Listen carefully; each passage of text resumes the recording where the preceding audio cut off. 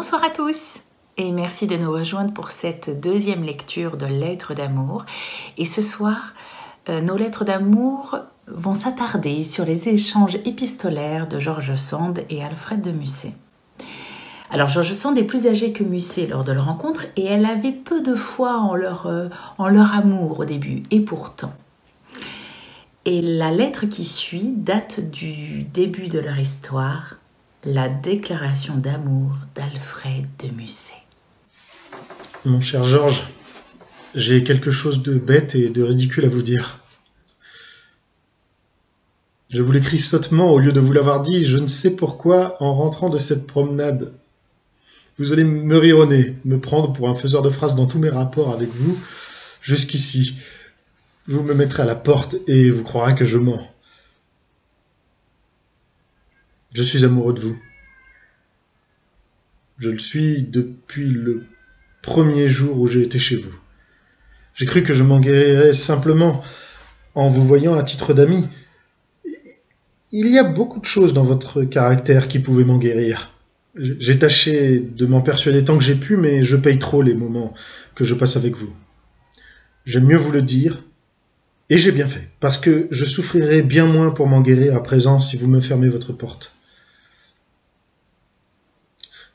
J'avais résolu de vous faire dire que j'étais à la campagne, mais je ne veux pas faire de mystère, et je ne veux pas avoir l'air de me brouiller sans sujet. Maintenant, Georges, vous allez dire, encore un qui va m'ennuyer, comme vous dites. Si je ne suis pas tout à fait le premier venu pour vous, dites-moi, comme vous l'avez dit hier en me parlant d'un autre, ce qu'il faut que je fasse. Mais je vous en prie, si vous voulez me dire que vous doutez de ce que je vous écris, ne me répondez plutôt pas du tout. Je sais comme vous pensez de moi et je n'espère rien en vous disant cela. Je ne puis qu'y perdre une amie. Et les seules heures agréables que j'ai passées depuis un mois. Mais je sais que vous êtes bonne, que vous avez aimé. Et je me confie à vous non pas comme à une maîtresse, mais comme à un camarade, franc et loyal. Assez rapidement, George Sand a eu un amant, un certain Pietro Pagello, et voici une des lettres envoyées à celui-ci. À Pietro Pagello, Venise, fin février 1834. Nous souffrons, mon ami, nous souffrons. As-tu du courage? J'ai besoin du tien pour aider le mien, car je suis triste à mourir. Ma vie est affreuse auprès d'Alfred. Nous avons tant souffert l'un et l'autre que nous ne pouvons plus être calmes. Tous nos entretiens sont pleins d'amertume et nous ne pouvons ni parler du passé, ni du présent, ni de l'avenir sans me reprocher, indirectement ou directement, le mal que nous nous sommes fait. J'espère que dans quelques jours, il aura la force de s'occuper ou de se distraire et que notre intimité deviendra plus supportable. En attendant, l'ennui, la tristesse me rongent. Oh, aide-moi à être patiente. Et ne montre pas ton chagrin, il me fait encore plus de mal que tout le reste. Ce matin, tu étais triste. Tu as dit des mots de découragement que j'ai compris.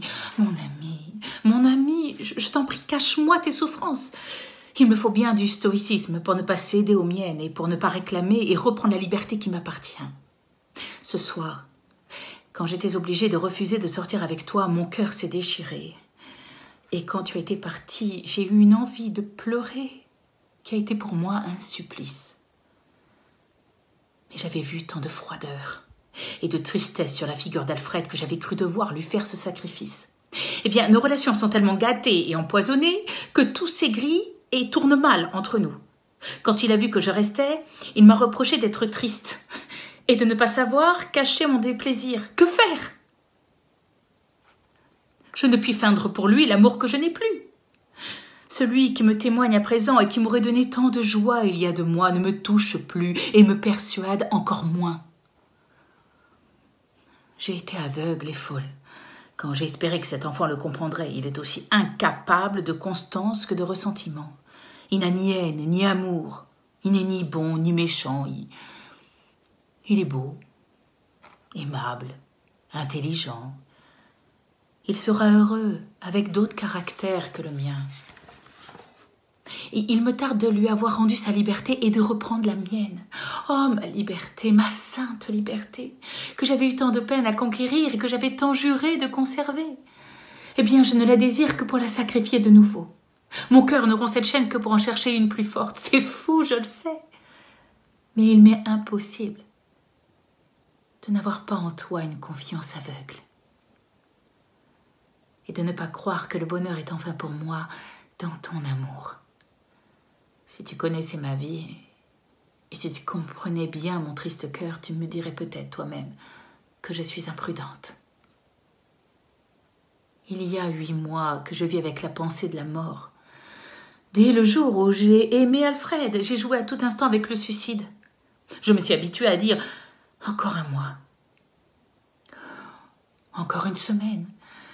Et puis 2 balles dans la tête, ou une dose d'opium dans l'estomac.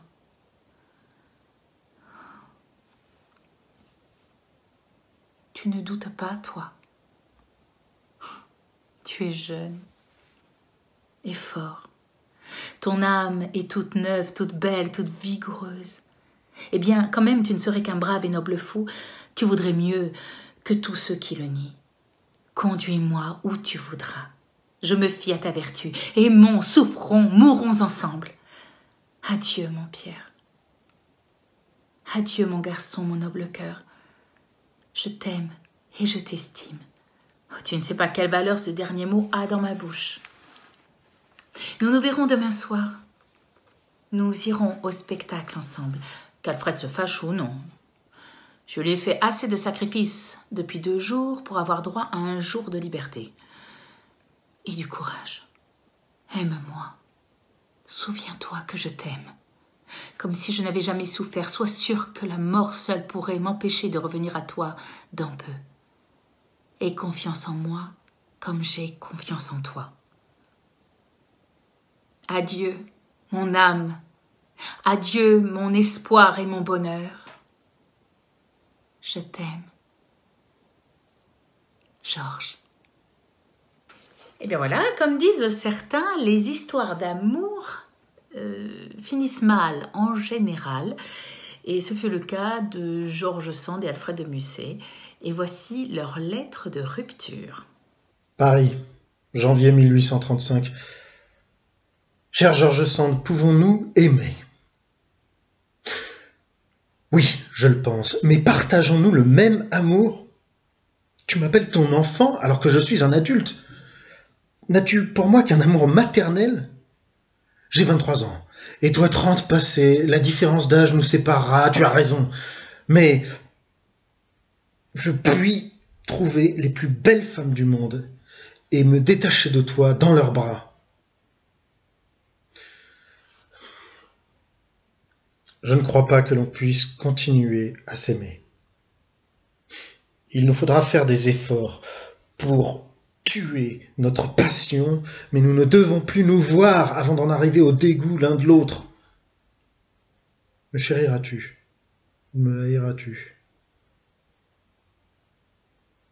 Ne penses-tu pas que nous devrions rompre? Si nous ne le faisons pas maintenant, nous le ferons sûrement plus tard, mais cela nous fera encore plus de mal de nous détacher de l'un de l'autre. Je suis malheureux de ne pouvoir te rendre heureuse à chaque instant, et je suis accablé que tu ne saches pas voir la valeur de ma flamme pour toi. Il faut se quitter. Ton comportement et ta réaction excessive me guident vers la rupture pour nous sauver. Je pourrais me taire et ne pas te le confesser, mais je préfère renoncer à nos sentiments pour que tu ne me fasses plus de mal. J'étais fou de toi, mais je dois te l'avouer, je ne dois plus t'aimer et je ne t'aimerai jamais. Il serait préférable de ne plus se revoir. Pourrons-nous nous réécrire?